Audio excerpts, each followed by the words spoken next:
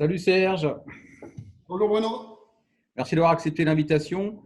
On a un certain nombre de clients, d'ailleurs assez nombreux, qui se posent une question assez simple. Peut-on mixer sur un même tracteur des dimensions standards et des dimensions de série large? Alors pour faire simple, la réponse c'est oui. C'est oui. À moi, comme ça me semble assez bizarre de mettre de la série large et de la série standard sur un seul et même tracteur. Donc, c'est quoi l'avantage et l'intérêt d'une telle pratique? En fait, les agriculteurs ont des besoins différents en fonction de l'utilisation entre un polyculteur et un céréalier.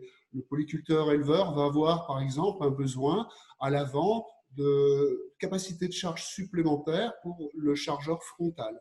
Donc dans ce cas-là, on va passer de la série 85 à la série 70 sans être obligé de changer l'arrière du tracteur.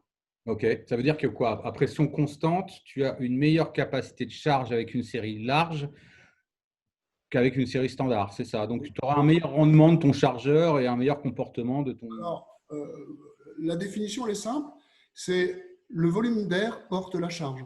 Donc, plus on va augmenter notre volume d'air à l'intérieur du pneumatique, donc c'est-à-dire de passer de la série 85 à 70 ou de 70 à 65, le Ok. gain de volume d'air sera un gain de charge ou un gain de pression. C'est-à-dire qu'on pourra baisser pour autant cette pression.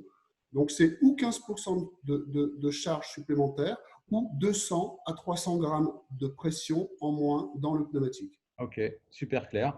Et j'imagine qu'il y a quelques précautions à prendre quand même pour faire ce type de montage. Oui, complètement. Il y en a deux principales. La première, c'est la largeur de jante.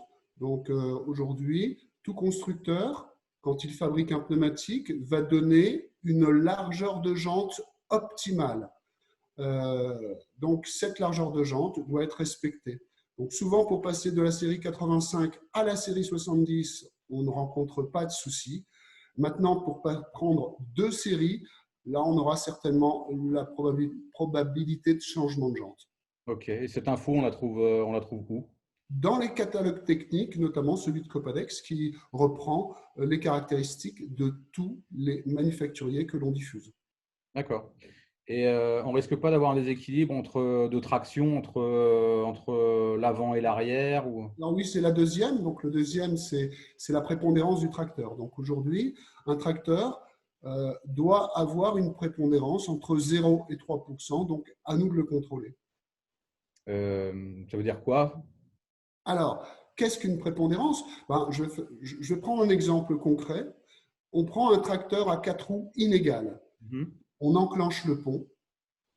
Pont enclenché, nous parcourons 100 mètres. L'arrière va parcourir 100 mètres et l'avant va parcourir entre 100 et 103 mètres. Ce qui est donc une dominance du pont avant sur le pont arrière pour avoir en fait toute l'efficacité à la traction.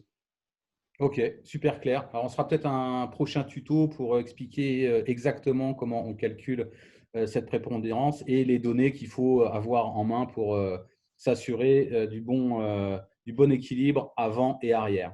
Bah, Oui, écoute, je te remercie, Serge. C'est super clair, il me semble, pour tout le monde. À bientôt pour un prochain tuto ou une prochaine info. à bientôt. Bye.